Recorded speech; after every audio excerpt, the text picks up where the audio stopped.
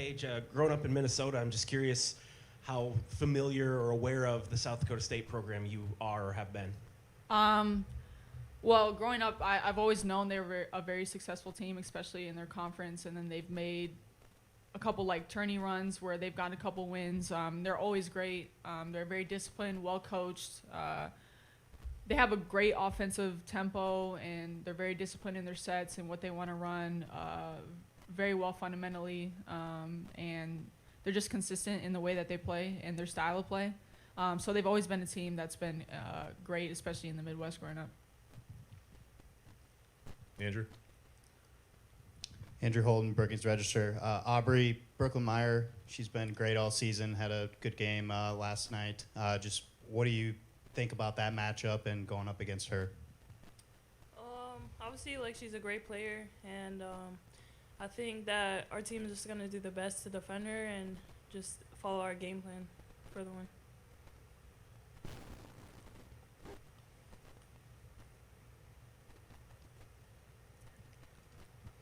Parker Brown, Dakota News Now. This question's for Paige. On the other side, Kelly Tyson, she played against you in high school. What do you remember about those matchups, and how cool is it to meet again on a big stage, kind of representing the state of Minnesota? Yeah, Hopkins-Wayzata was definitely a rivalry growing up. We used to play each other, I think, almost every year to go to state, so it was always a big matchup in the same conference. So there was a lot of good matchups. It was always a great game when we played. And so just to be able to play at the next level and where we dreamed of playing as a kid in March Madness in the tournament, trying to compete for a national title, it's everything you dream of. So to continue to play against her, obviously we want to represent Minnesota well, and so we hope to do that. Is there a question here on the right? Scotty Quaz, the Jackrabbit Sports Network. Both of you have had to suffer through some injury in your time. Talk about the versatility, even depth that you have this year. Yesterday, you got to play a lot of players as well. Just adding that to your repertoire this year, where the previous years maybe didn't have all that depth. Yeah, I think it's definitely different feeling than we had the past couple of years, having depth off the bench, having different people who can contribute and who can help us win. And I don't think we have a person on a team that plays alike to another. So I think we have a lot of versatility in terms of what our lineups want to look like, our mismatches, our matchups. And I just think we have a lot of different people that can do a lot of different things at different positions.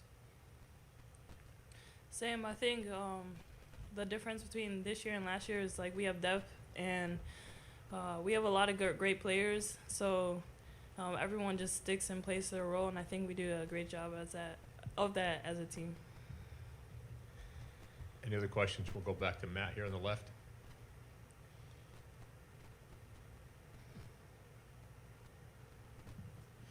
This question's for both of you, either of you. 2 versus 10 matchup, that's kind of the kind of game that when people talk about March Madness, a Cinderella, the big upset, that's what they're talking about. You guys have had very few slip-ups in that area. How do you do that? How do you avoid, suffering one of those upsets? I think because we never look at it as what number, who versus who, what's the record prior. Everybody's trying to go undefeated in this 6-game tournament. So anything you did previously doesn't matter on any given night. It can be a team's night, and you just got to be hot at the right time. So trying to stay disciplined in what we've looked like the whole entire season, but up at another level during the most important time of the season, and not worry about who we're playing. Obviously, you have a scout, you have things that you work on to prepare for the other team, but how do you look like that night, and how do you prepare best to be the best version of yourself as a team? So I think just focusing on that rather than the matchup necessarily. Bouncing off of what she said, I think that we just come to play each game no matter who we're playing, and I think that doesn't matter. We just show up every day. Played a pretty tough non-conference schedule, played a lot of great teams. Have you guys talked about how maybe they're not the typical mid-major that you would see, that they're going to come ready to play? Yeah, we talked about they're a really great team. The record speaks for itself as well, obviously. Just knowing their history and how well they played in the tournament, how well they played in their conference, they're a really great team regardless of what conference they played in. And we know they played a tough non-conference schedule, so they've seen opponents of higher stature and higher major, I guess. It doesn't even matter at that point, but we know they're a great team. Over the last however many years that South Dakota State has kind of been on the rise a little bit, when did they sort of come on your radar? Like, hey, this is a pretty good program. We could run into them someday. Well, I think anybody that's followed our sport certainly knows about their success. And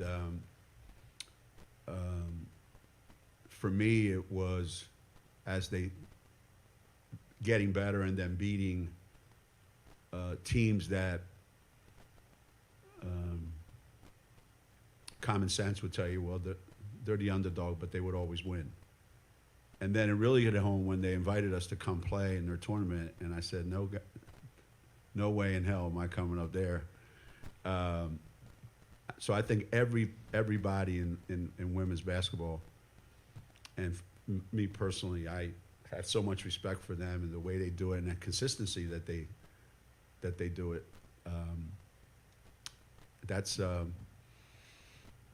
don't care who you are to do what they've done. It's just been really impressive to watch. Andrew?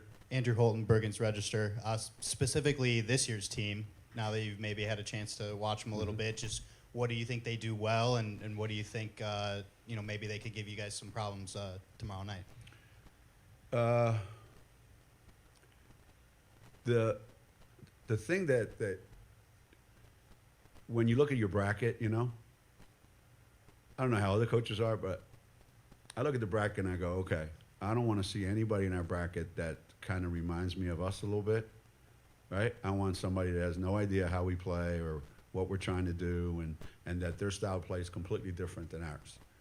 Well, unfortunately, we didn't get that because these guys, they're incredibly disciplined, they've been together a long time, so they're experienced, they know each other. They remind me of the Creighton team in our league, where they run their stuff, they execute so well offensively and defensively. I just think that playing them is a challenge in that you have to beat them. You can't go in expecting that they're going to make enough mistakes to lose.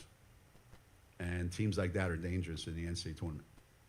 They can shoot, they're smart, they're disciplined, and they're the kind of teams that everybody picks in their sleeper upset specials.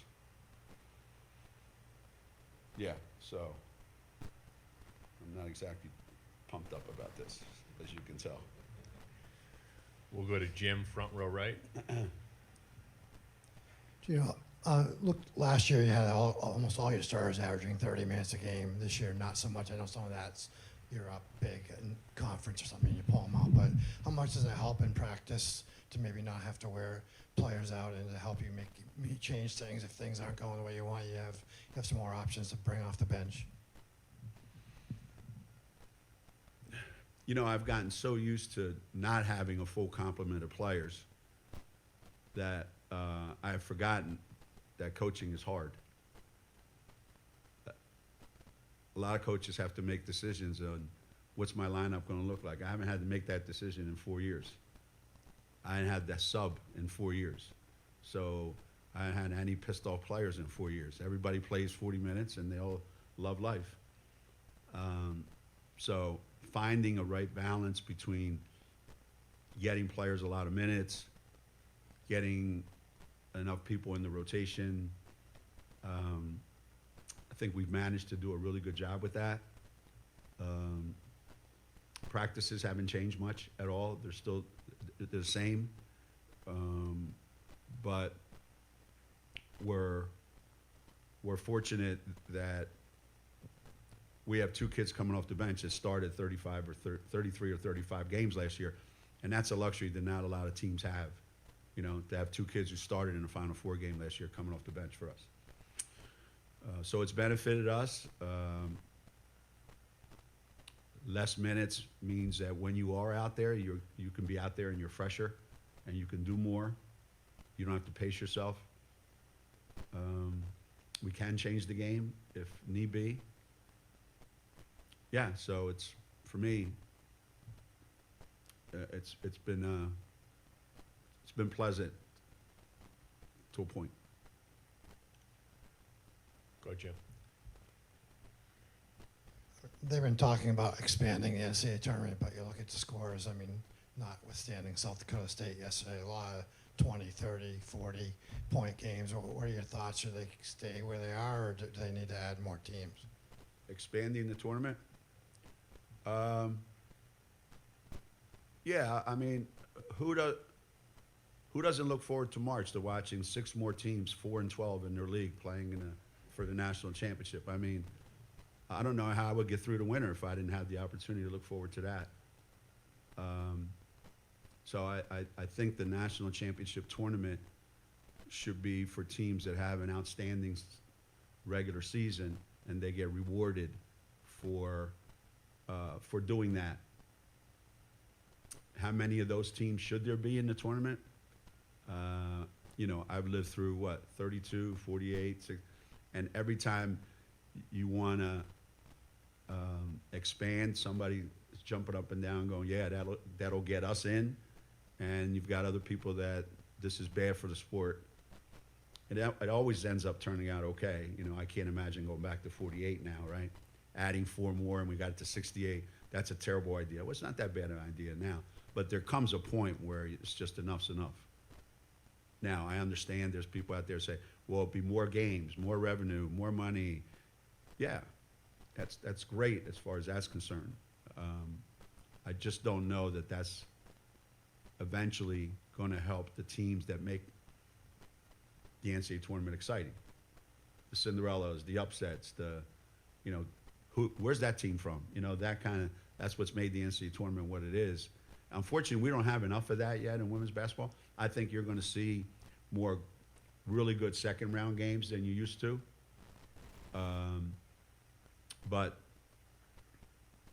And I don't know how it is on the men's side. Obviously, it's a little more advanced.